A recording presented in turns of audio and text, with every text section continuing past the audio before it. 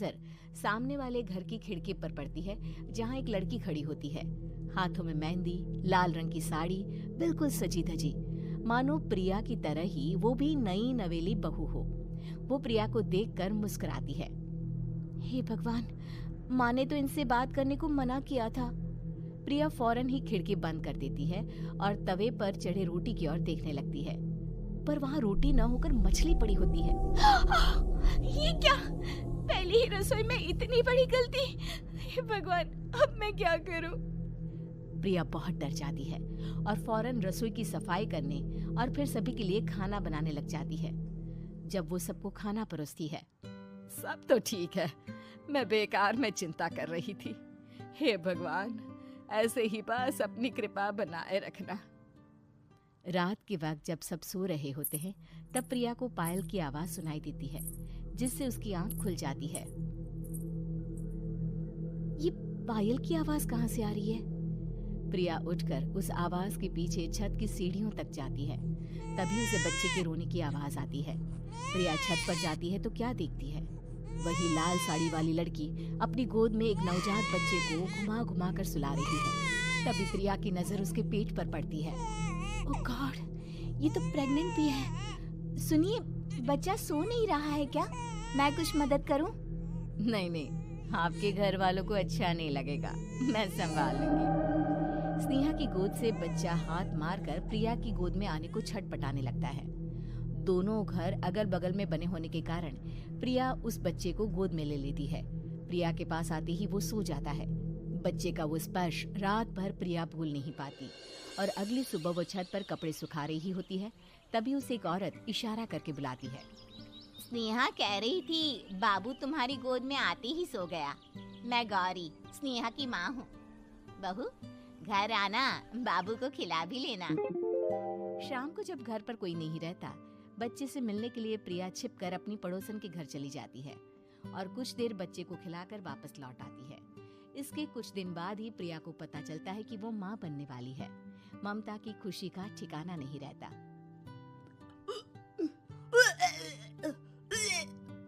माँ जी, पता नहीं क्यों उल्टी आ रही है। प्रिया भागती हुई वॉशरूम में जाती है तो हरे और लाल रंग की उल्टी करती है। उस उल्टी में से कीड़े निकलते हैं। ये क्या? खून और ये कीड़े! माँ! माँ! प्रिया की आवाज सुनकर ममता दौड़ कर आती है, पर बेसिन में कुछ नहीं होता। प्रिया हक्की बक्की रह जाती है। ये सब क्या हो रहा है? प्रिया घबरा जाती है और अपने कमरे में जाकर सो जाती है। डर के कारण वो इतनी थक जाती है कि उसकी आंख लग जाती है। तब उसे ऐसा लगता है उसके पेट पर मानो कोई बैठा हुआ हो। कौन हो? प्रिया के पेट पर एक 5 महीने की बच्ची बैठी हुई थी, जो बुरी तरह जली हुई थी।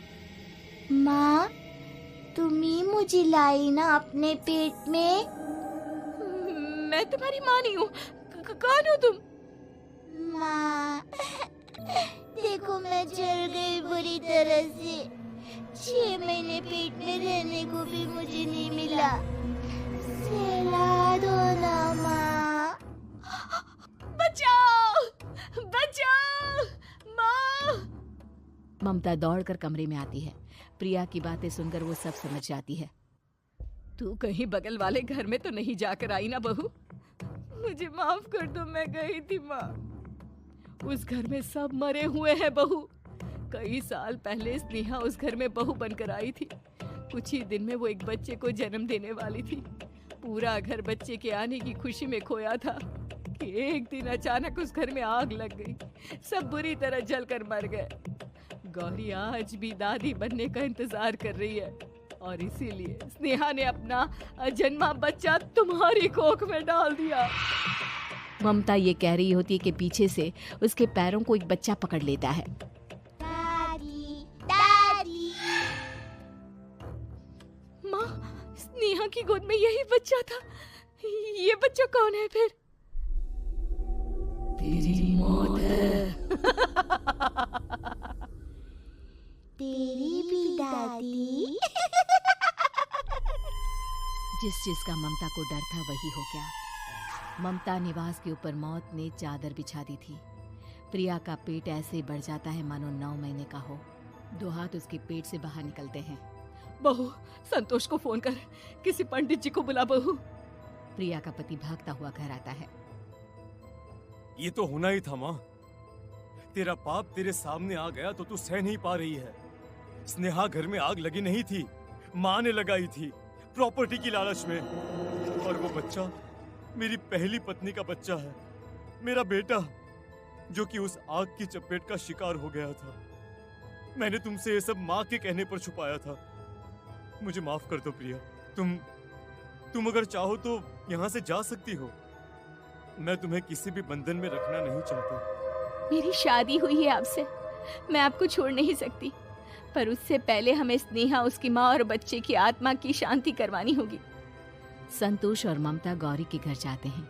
अंदर सब कुछ जला हुआ होता है। जमीन पर जली हुई लाशें बिखरी हुई थी। ममता रो रो कर अपनी करने की माफी गौरी से मांगती है।